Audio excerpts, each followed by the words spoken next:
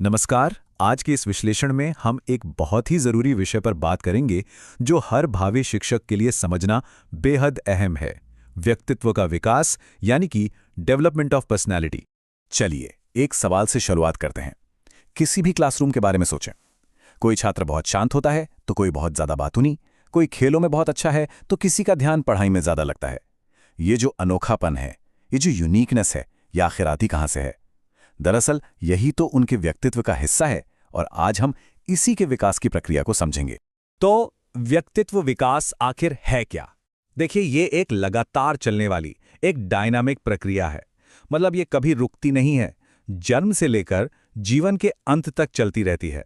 अच्छा, पर ये बनती कैसे है? तो ये दो चीजों के मेल से बनती है। पहली है हमारी आनुवांशिकता यानी हेरिडिटी, वो गुण जो हमें जन्म से मिलते हैं। और दूसरी चीज है हमारा वातावरण यानी एनवायरनमेंट, हमारा आसपास का माहौल। बस इन्हीं दोनों की आपसी क्रिया से हमारा अनोखा व्यवहार बनता है और समय के साथ बदलता भी। ठीक है, तो चलिए पहले हिस्से को थोड़ा गहराई से समझते हैं। आनुवंशिकता यानी हेरिडिटी, इसे हमारे व्यक्तित्व की नींव या कह सकते हैं कि एक तरह का ब्लूप्रिंट माना जा सकता है। ये वो कच्चा माल है जिसके साथ हम सब पैदा होते हैं। हमारे भविष्य का पूरा विकास इसी नींव पर टिका होता है। इसे ऐसे समझिए जैसे अगर बीज अच्छी क्वालिटी का है तो थोड़ी सी अच्छी मिट्टी और पानी मिलने पर भी एक मजबूत पौधा बन सकता है। बिल्कुल इसी तरह आनुवांशिकता हमारे विकास के लिए एक स्टार्टिंग पॉइंट देती है। तो आनुवंशिकता से क्या क्या तय होता है, जरा सोचिए। हमारी शारीरिक बनावट, हमारी हाइट, हमारी आंखों, त्वचा और बालों का रंग, ये सब कुछ तो जेनेटिक ही है। यहाँ तक कि हमारा नर्वस सिस्टम कैसा होगा और बच्चे का लिंग क्या होगा, ये भी इसी पर निर्भर करता है। ये वो फाउंडेशनल चीजें हैं जिन्हें बदला नहीं जा सकता। लेकिन क्या सिर्फ हेरिडिटी ही सब कुछ तय कर देती है? बिल्कुल नहीं। ये कोट बहुत अच्छी तरह समझाता है कि एक बच्चा वैसा ही बनता है जैसा उसका सामाजिक और सांस्कृतिक माहौल उसे बनने की इजाजत देता है। और यहीं से दूसरा सबसे महत्वपूर्ण कारक यानी एनवायरनमेंट सामने आता है। जब हम माहौल की बात करते हैं तो सबसे पहला और सबसे जरूरी दायरा आता है परिवार का। परिवार ही वो पहली दुनिया है जहां एक बच्चा अपने आनुवंशिक गुणों के साथ इंटरैक्ट करना शुरू करता है। परिवार का असर कई तरीकों से पड़ता है, जैसे बच्चे को माता पिता से कैसा प्यार और देखभाल मिल रही है, परिवार की आर्थिक और सामाजिक स्थिति कैसी है, आस पड़ोस का माहौल कैसा है, और सबसे जरूरी, घर का भावनात्मक माहौल कैसा है। मतलब क्या बच्चा सुरक्षित महसूस करता है या फिर डरा सहमा रहता है। ये सारी चीजें मिलकर बच्चे के व्यक्तित्व की शुरुआती परतें तैयार करती हैं।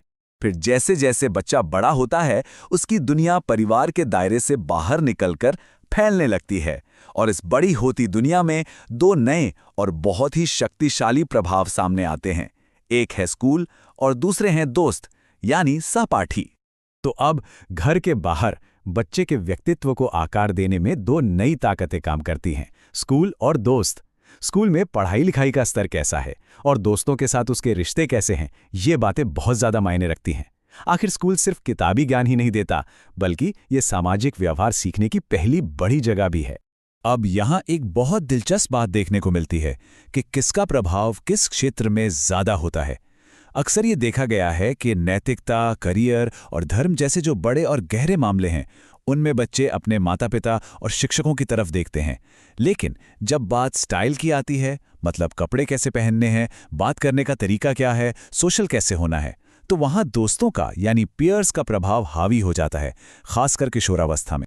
दोस्त मिलकर एक पीयर कल्चर बनाते हैं जिसके अपने कुछ अलिखित नियम होते हैं, जैसे कि क्या पहनना है, कौन सा संगीत सुनना है, क्या कूल माना जाएगा और क्या नहीं।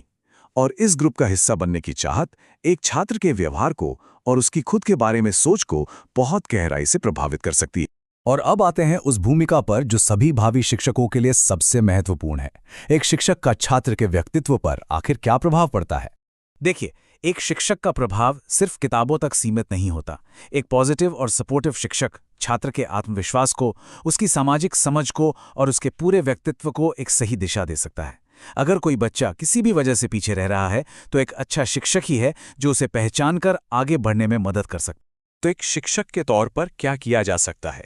पहला, क्लासरूम में एक देखभाल भरा, एक केयरिंग माहौल बनाया जाए। दूसरा, छात्रों की जो सच्ची उपलब्धियां हैं उन्हें पहचाना जाए और सराहा जाए। झूठी तारीफ से बचना चाहिए। तीसरा, उन्हें जरूरी सामाजिक कौशल सीखने में मदद की जाए, जैसे मिलजुल कर काम करना।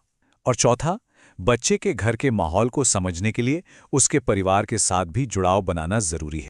चलिए, अब तक हमने जो भी समझा है उसे जल्दी से एक बार दोहरा लेते हैं और ये भी जानते हैं कि ये सब एक शिक्षक के लिए जानना इतना जरूरी क्यों है। तो हमने देखा कि व्यक्तित्व के विकास को मुख्य रूप से दो चीजें प्रभावित करती हैं, आनुवंशिकता, जो कि हमारी नींव है, और दूसरा है वातावरण। अब इस वातावरण के अंदर आते हैं परिवार, जो पहला माहौल है, स्कूल और दोस्त, जो सामाजिक व्यवहार को आकार देते हैं, और बहुत महत्वपूर्ण, शिक्षक, जो एक मार्गदर्शक की भूमिका निभाते हैं। इन सभी कारकों को समझना एक इफेक्टिव टीचिंग के लिए बहुत बहुत जरूरी है। जब एक शिक्षक ये समझता है कि हर बच्चा एक अलग बैकग्राउंड और अलग-अलग तरह के प्रभावों के साथ क्लास में आता है, तभी वो हर छात्र की जरूरत के हिसाब से एक सपोर्टिव क्लासरूम का माहौल बना सकता है। तो अंत में ये सवाल सोचने के लिए है, एक भावी शिक्षक होने के नाते इस सारी जानकारी का इस्तेमाल करके एक ऐसा क्लासरूम माहौल कैसे बनाया जा सकता है जो हर एक छात्र के यूनिक व्यक्तित्व के विकास में मदद करे? इस पर विचार करना बहुत जरूरी है।